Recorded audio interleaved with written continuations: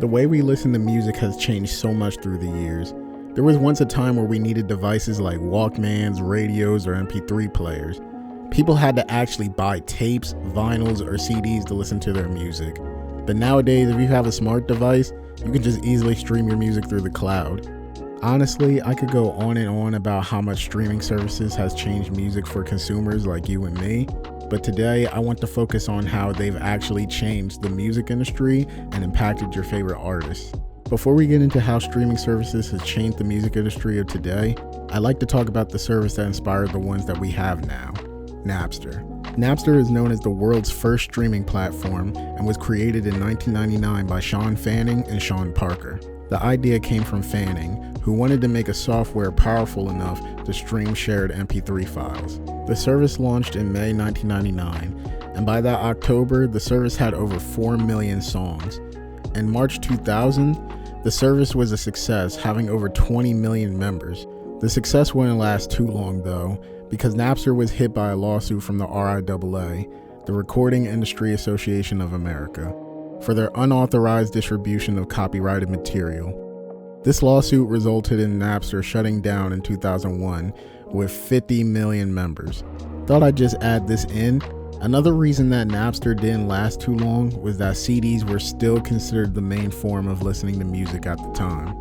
After Napster's demise, another issue rose in the music industry, and that was piracy. Services like LimeWire allowed users to share songs illegally with sound files.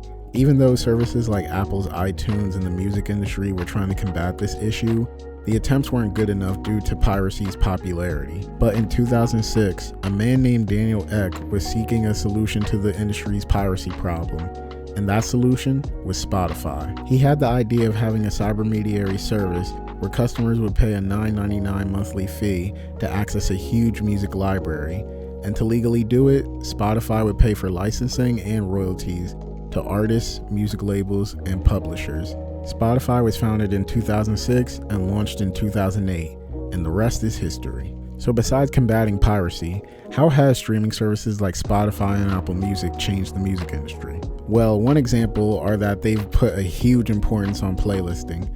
Artists can gain more popularity and streams if they happen to end up on one of the service's popular playlists. Another example is how they make artists. Services like SoundCloud and DatPiff played a huge part in the past decade on who becomes the popular rappers that we have today, such as Lil Uzi, Drake, and 21 Savage. But the biggest change that streaming services have caused is with album sales. Because of streaming's rising popularity in the early 2010s, the RIAA decided to start counting streams as part of sales, and because music is now primarily listened to by these services, artists had to start finding ways to get their streams, aka their sales up. Let me explain. According to the RIAA website, 1,500 on-demand audio and or video song streams equals 10 track sales, and 10 track sales equals 1 album sale. Because sales are riding so much on streams now, artists has to play certain games to boost their streams. One example is the current trend of deluxe albums. Artists are pretty much re-releasing the same album, but just adding an additional album's worth of music on top of it. Another example is artists adding already popular songs to their upcoming albums, so that the album already has a good amount of streams from day one. Drake did this with his song God's Plan, which was originally on his Scary Hours EP, but the song became so popular, he added it to his next album, Scorpion. A lot of people might not know this, but Lil Uzi's EXO Tour Life was originally released on a free EP on SoundCloud, but due to the song's popularity, they made it a commercial track on his upcoming album Love Is Rage 2. So you're probably wondering, why are artists so hung up on streams that they have to play tricks to get them up? Well, the truth is, artists don't make much money from streaming. When a song is streamed, the service pays the record label, and then the record label is supposed to pay the artist. But as most music fans know, most labels already don't pay the artist well.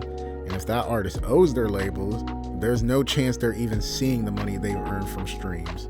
And if you're wondering how much artists are getting paid per stream, this is what Spotify reported they pay artists per stream in 2019. Not much, right?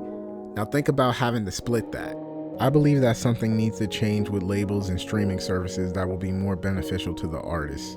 On the bright side, a few ways to help artists get paid more is by buying their albums from stores so that they get pure album sales, buying their merch, and going to their concerts.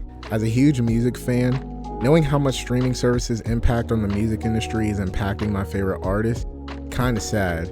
It makes albums come off more like business and less like art. I believe we're in a time where albums are more about quantity than quality. Why do we have to have bloated 20 to 30 track albums that are all over the place instead of getting a 12 to 16 track album that feels like a thorough body of work? Overall, this shows that while streaming services have changed the music industry in good ways, mostly for the consumer and labels, it has changed for the worse for artists because now they have to work harder to make sure they get sales.